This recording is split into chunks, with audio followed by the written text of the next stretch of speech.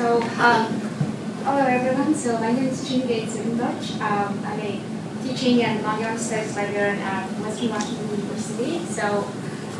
Within my position at Western, I teach different types of academic workshops. So about 65% of my job here is teaching, but I also work with and support Mongolian studies collection house within the Western Libraries at our university. So my presentation today will kind of focus on talking about the Mongolian studies collection at Western I work with and kind of looking at some longitudinal usage data for this collection and trying to make sense of the data by analyzing it. So this is the first time me being here to this conference, so I'm excited to be here, and I would like to thank the organizers of this conference, Sloan and others, for giving me this opportunity to be here and to talk about my research. For those of you who might not be familiar with the Mongolian studies collection Western, I think I should take just a few brief moments here to talk about the collection itself, a little bit and its history and purpose before I get into the nitty-gritty details of today's presentation. Mongolian studies collection of Western stemmed from the Center for East Asian Studies of Western. The Center for East Asian Studies was established in 1971, and at the time of establishment, it had two separate programs, one for Japan and one for China. So those are kind of the original programs. So one of the main areas for the China program at the time was Inner Mongolia, which was kind of expanded later on to the Mongolia program at Western and became really kind of the foundation of today's Mongolian studies collection Western. So whenever we talk about the Mongolian studies collection, we have to talk about Henry Schwartz, who was really kind of the main force behind the Mongolian studies collection and its development for the past 50 years. So Dr. Schwartz was the first director of the Center for East Asian Studies, and the courses related to Mongolian studies were offered at Western for the first time in 1973, which was really kind of the start of the Mongolian program at Western. And Dr. Schwartz went to China for the first time for a research trip, and he started collecting books and related to Mongolian studies during his time there to support the newly established Mongolian program. And another thing I want to kind of mention briefly here is cataloging effort for the Mongolian studies collection in Western. So some of you probably know or have heard of a former colleague, cataloger Wayne Richter. So Wayne had been a full-time original cataloger for Asian languages, especially Mongolian language in Western, for many years, and he has created hundreds and thousands of cataloging records and authority records for Mongolian studies collection until he retired in 2021. So after Wayne's retirement, we are still continuing this in-house tradition, and as some of you probably know, the in-house cataloging expertise in creating records with Mongolian language items are very rare to find. So this is something we are very proud of. So I started Western as a tenure track faculty in May 2023, and before that I was a non-tenure track faculty for about a year and a half. So during my entire time at Western, working with this collection has always been sort of like a part of my job, but it didn't become part of my official job description until I started working as a tenure track librarian this past May. So I'm still kind of new to the collection, and I'm still trying to learn about all these different aspects about this collection. So the big question I always had was who uses this collection and how much of it is being used and circulated, and how we can kind of reach out to those users out there effectively and make the collection more accessible to them.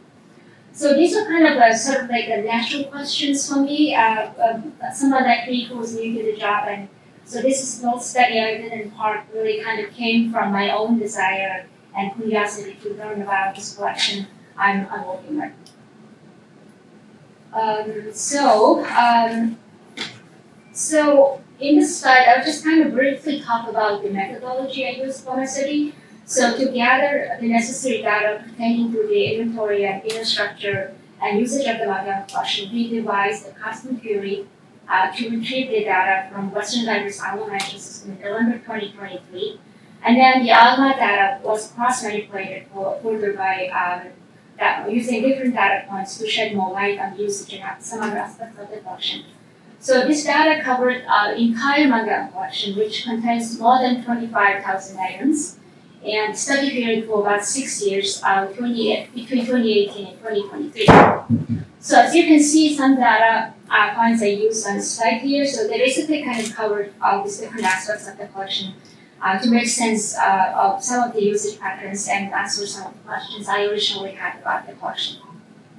So in this next slide, I will briefly talk about the main things in this next section, I will talk about kind of briefly the main things we learned about this collection from the study. So all the data being used for this study can be divided into two different parts by itself. So the first one is inner structure of the collection. So it's really about kind of what we have in the collection. And then the second one is collection usage, really kind of looking at how the collection is being used and who's using it and all that different things. So we'll go through the next few slides one by one, and I'll kind of walk you all through different graphs we produced by analyzing the data. So the first slide here shows the entire Mongolian studies collection broken down by the languages that are present within the collection. So this is a very kind of big, long graph. So I hope you all can see it clearly from where you are. And there is a common misunderstanding among users, even some people of Western, that all items within Mongolian studies collection are written in Mongolian language. But as you can see here, we have a number of different items in all these different languages within the collection. And then since the previous slide could have been hard to see or make sense with so many different languages present, the same data was further aggregated to reveal the top 10 most common languages present in the Mongolian studies collection. So as you can see here on the slide, Mongolian is understandably the biggest, the largest language with more than 9,000 items, and Russian is second, and English is third, and Chinese is fourth. So these top 4 languages really kind of make up over 85% of the entire collection. And then this figure here on the slide shows subject data of the entire collection broken down by Library of Congress classification. As you can see, the collection is strong in the areas of like history, religion, and language and literature, geography, anthropology, and medicine. And then the largest Library of Congress class is D, which is history, comprising about 37% of the collection, and followed by Class P, which is language and literature, and Class B, philosophy and psychology and religion. So this graph really kind of illustrates the broad inclusiveness of the collection in all these different subject matters, which is really kind of the result of deliberate and systematic collection development done by Dr. Schwartz and others over the years. So, and then as some of you probably know, the Library of Congress classes usually kind of think for a very, very large knowledge area. So the same subject data was further aggregated, manipulated to illustrate the 10 largest Library of Congress subclasses to show the subject proportion within the collection in much finer detail. So as you can see here, the biggest subclass is DS, which is History of Asia, and comprising about 35% of the collection with more than 8,000 items, and followed by PL, which is Language of Eastern Asia, and EQ, which is Buddhism.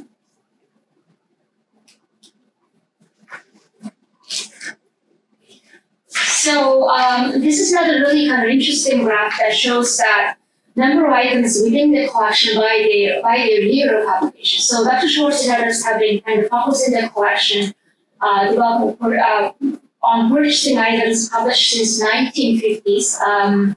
But many older items came from the donors who donated their private collections to our collection. So, for example, one of the donors was the distinguished Mongol Nicholas Kopay, who was a professor at University of Washington, and donated most of his private collection to us when he applied. So there are many other donors who donated their collection in part or in whole over the years.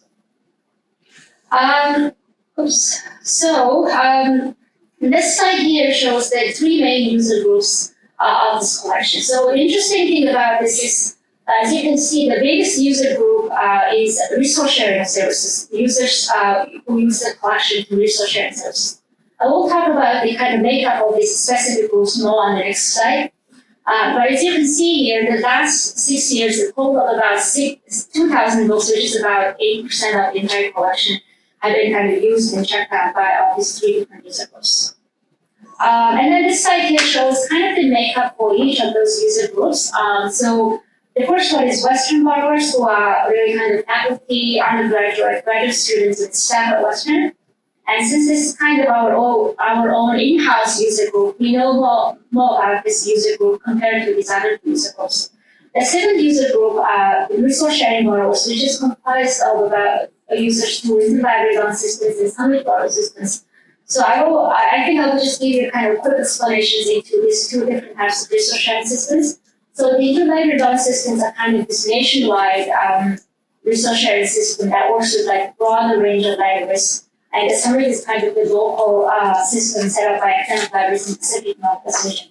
And this is a user group that uses the most number of items for its collection. So, but we don't know much about this group, unfortunately, at this point, because the borrower data is really not shared with us, with Western in detail due to privacy constraints. So all we kind of know is the total number of items this group borrow.